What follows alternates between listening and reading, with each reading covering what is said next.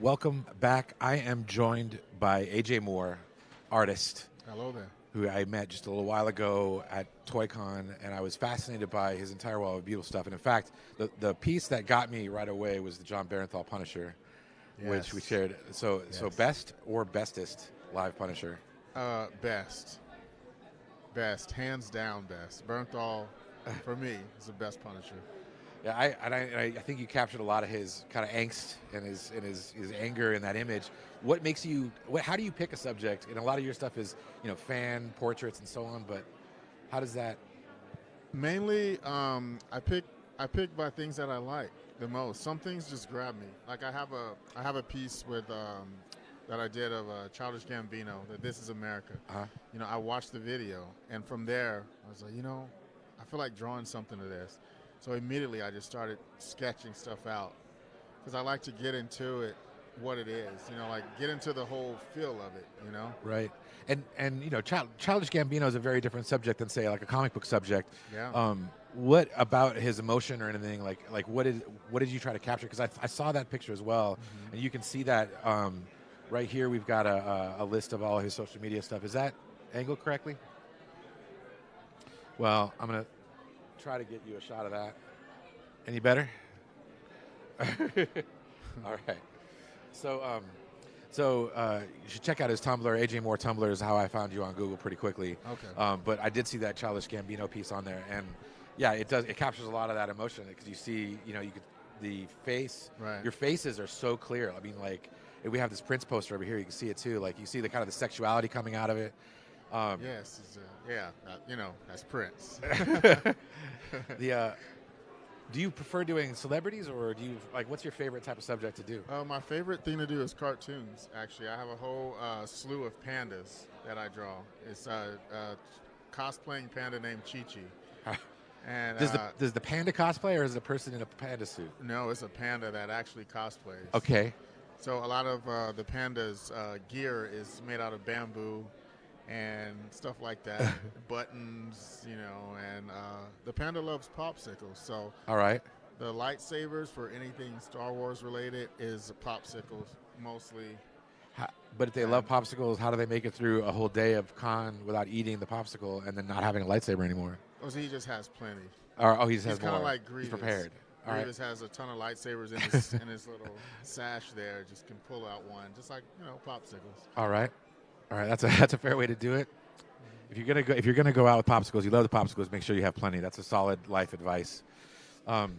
When did you make this piece with the Prince, by the way? This one is about maybe a week old now, and I always wanted to do something to Prince, but it was only cartoons that I had done, like little caricature things. And after his passing, a year or two ago, and I was like, I need to do something to Prince. I just didn't know what. So my brother came up with this idea to kind of encompass a lot of elements of Prince. We have the doves flying off there, and 1999 is on the red Corvette.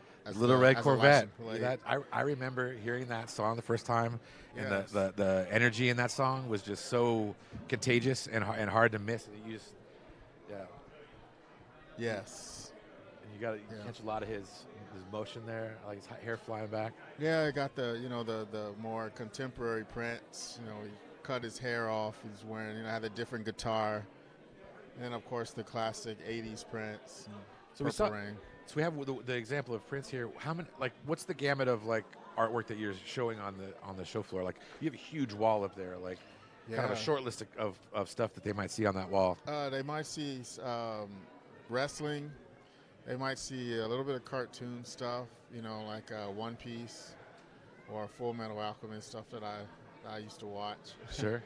And All there right. you go, wrestling. Right, yeah, I'm Rhonda? a big wrestling fan, as you could probably tell. And Did you- Rhonda's did- been doing pretty good. Actually. Have you snuck over to say hello to any of the wrestlers here? I didn't get a chance to. I mean, I heard them chanting Becky, Becky yesterday, and I was trying to look over there, but I had. We're trying to sneak Rob Van Dam onto the set a little bit later, Oh, so yes. you stick around. You might get to see Yes, RVD. an RBD visitation. And one question I want to ask, because I think this is important to a lot of people who are creators as well, is pardon me, is basically, you know, how do you, like, you're a working artist. You go to shows, you sell your artwork, you make a living this way.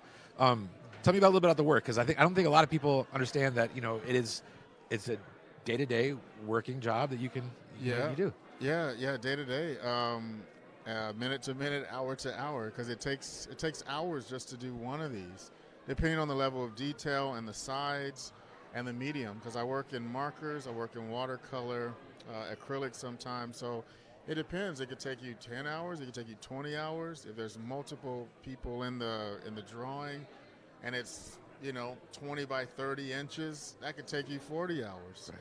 So it's not just something that an artist just puts out. There you go, and it takes time. When did you first pick up a pen to the point where, like, how long was the time for the point where you picked up a pen till, you know, you were actually comfortable selling your artwork? I don't know. I mean, because I was drawing on everything. Right. Drawing on walls, drawing on napkins, drawing on the backs of chairs, drawing on other toys. I don't even remember when I started, because I was in grade school, and I used to draw stuff for kids, and they would give me like, oh, well, here's my milk, or you could have my pizza, or something like that. And sometimes they would give me, 25 cents, and I'm like, oh, okay, well, this kind of works, Right. But it didn't dawn Paint this on on me my till jacket, later. draw this on my skateboard, or whatever. Yeah. Exactly. But it didn't dawn on me later in life, because I really wanted to be a vet. None of this. I was just drawing because I liked it. Did you do any veterinary school? Oh, all right, Sinestro. Oh yeah, that I just recently did in Portland. I was at a Portland show last week, and I did a commission for someone on a cover. And that's the new Grant Morrison run of Yes. Green Lantern. Yeah. With Sinestro. So That's awesome. That's an old favorite. I like the Yellow Lanterns a little bit. You know, Yeah. they're a little scarier, but you know, that's their job. What are you gonna do? Yeah. I like I always liked his look. Sinestro has just a great look, with very slender, muscular, and a very wicked face. Yeah, he's got that, like, you know, mustache twirling, like classic villain. I really like Sinestro. But Nice. Well, thank you very much for meeting with us today. Yeah. You can see AJ's work online. Again, AJ Moore Artist. You can take a look at him. He's got a Tumblr page and a number of things right here, which you might be able to see on camera.